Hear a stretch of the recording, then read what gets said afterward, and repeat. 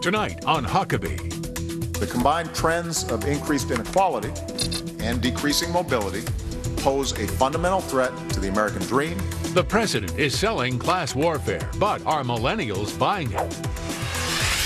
And terror threats at the Winter Olympics. Are American athletes and fans in danger? Actor Steven Seagal, who played a real-life diplomatic role in U.S.-Russia relations, gives his take. Plus, why is one of the world's hottest stars getting heat from the Hollywood elite? And Disco Fever with Gloria Gaynor on Huckabee tonight.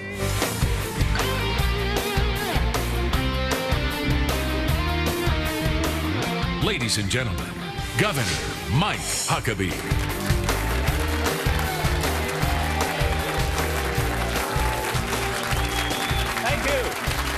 Thank you very much. And welcome to Huckabee from the Fox News studios in New York City. Okay, last week in this very segment, I explained that I think Democrats who accuse Republicans of a so-called war on women were outrageously insulting and condescending to women by treating them as victims of their gender. For Democrats to reduce women to beggars for cheap government-funded birth control is demeaning to the women that I know, who are far more complicated than their libido and the management of their reproductive system. Well, the reaction on Facebook was overwhelmingly positive and overwhelmingly from women. We got this from Christina Webb, who said, "Amazing monologue for life." Lori Gracie said, "Loving tonight's opening monologue." And from Carolyn Davies, "Bravo on your opening monologue. Very well said." Well, folks, I've got a very strong, well-educated, and very capable wife. She could do things I sure can't do, and she's a lot tougher than me in many ways. I assure you, she is not helpless. She's conquered cancer, raised kids, run disaster relief for the Red Cross, and she's built houses for people in poverty in third world countries in her work with Habitat for Humanity. I explained that saying that women wouldn't be able to survive without the government bailing them out with free abortions and birth control is demeaning to women. My daughter and my daughter-in-law are also strong professional women who are anything but helpless.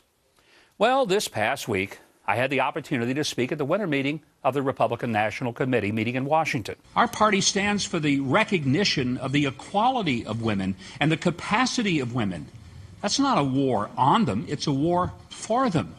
And if the Democrats want to insult the women of America by making them believe that they are helpless without Uncle Sugar coming in and providing for them a prescription each month for birth control because they cannot control their libido or their reproductive system without the help of the government, then so be it. Let us take that discussion all across America because women are far more than the Democrats have played them to be. Okay, so I repeated, thank you. I repeated those very words from my monologue. But I learned that you, my television audience, is much smarter than the media types who cover politics. Dana Bash of CNN and Casey Hunt of NBC, covering the speech, instantly tweeted out what they somehow thought I had said. Dana Bash tweeted this: "At RNC meeting, Mike Huckabee just said federal government shouldn't help women who can't control their libido with birth control." And Casey Hunt tweeted, "Huckabee, women helpless without Uncle Sugar coming in and providing them birth control because they can't control their libido." Well, trouble is, what they retweeted was the exact opposite of what I said. Now, to their credit, after some of their colleagues pointed that out, they tried to issue corrections. But by then, even White House Press Secretary Jay Carney was reacting to a completely phony story. Jay, not that long ago at the RNC winter meeting here in Washington, Mike Huckabee said that the Democrats' message to women is that they are, I'm reading from the report here, they are helpless without Uncle Sugar coming in and providing for them a prescription each month for birth control because they cannot control their libido or their reproductive system without the help of government. Is that the president's message? I haven't seen that report, but whoever said it, it sounds offensive to me and to women. Well, let me tell you who said it, Jay. I didn't say that. The reporter said it. And like you, I am offended by their misinterpretation. Well,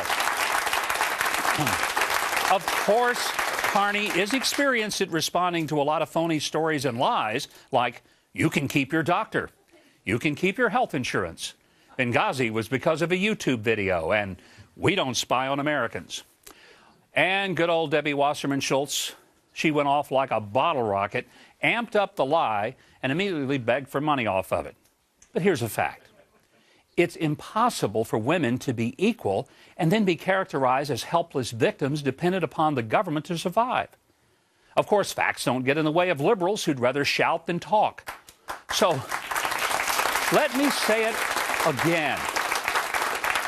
The Republicans don't have a war on women, but a war for women. We want them to have the power to choose their children's schools and not be forced to accept the government's choice for one that fails. We want them to be treated with respect for the decisions they make, whether it's a decision to raise children or enter the workforce. For the Democrats to believe that women can't make it without dependence on a government program or giveaway is disgusting.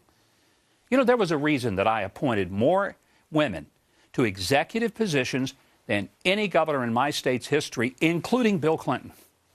I believe they could do the job and do it well. If the Democrats want to patronize women, that's their business.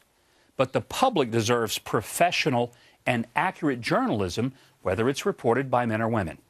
And last week, some of the media could have used a little assistance in trying to be a little more accurate. A lot more accurate, in fact. Well, we've heard the mainstream media's reaction to my comments, so how do millennials feel about what I said? Joining me today, Francesca Chambers, editor of Red Alert Politics, Shia Ellis. He's a junior studying political science at the University of Notre Dame. And Kayleigh McEnany, editor of Political Prospect.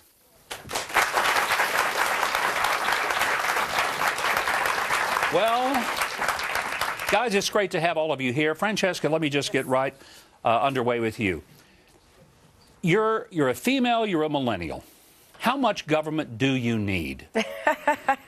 Well, first, I want to respond to what you said in the monologue and point out that, you know, when Sarah Silverman gets up and does a live telethon for abortion, she gets up there and she raffles off a vagina napkin. It barely makes a blip in the national media. But you get up there and say the word libido, and all of a sudden it's a national story. And so I'm continually frustrated by the hypocrisy of the media.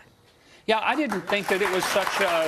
I don't see it as a vulgar thing at all. It's a God-given gift to human beings. Before I go to Shai, I want to get another female voice in here. Kayleigh, when you hear Democrats say that, you know, women are going to have help with such things as birth control pills, I don't care if they get them, but I don't think women should feel complimented that they have been reduced to that as their only goal. Governor, you hit the nail on the head, and I applaud your courage for saying what you said. The fact is, for the Democrats, the definition of an independent woman is one who demands the right to terminate her child before it's born. The fact is the Democratic Party paints an independent woman as one who wants to stipend her sexual behavior with government funds. That is not an independent woman. That, by definition, is a dependent woman. And the war on women is being waged by the Democratic Party. It's a covert war to paint women as victims in need of government assistance. I will not be a victim. Francesca, I'm sure, agrees. Shia, I'm going to just throw it out there. I mean, you're a guy. I don't know if we have an opinion on this, even though I found out I did. It wasn't very popular, so go ahead. Step in the hole with me here, my friend. Step in the hole with you, Governor. Come on. Given how controversial that this topic is, I wouldn't have gone with the word libido. I would have said something more along the lines of women are more than what the Democrats make them out to be. Women are more than the choices they make. You know, there are mothers, there are daughters, there are aunts, there are nieces and nephews, and everyone should seek to treat women with dignity, with respect, and equality. Well, you know what? I wish you'd been around last week. Maybe you could have advised me and protected me from some of the stuff that I found myself in the middle of. All right, you know, millennials were a key demographic in both of Barack Obama's presidential campaigns. I'm going to find out, how do they feel about his latest push for class warfare, the whole issue of income inequality? More with our panel when we come back. Stay with us.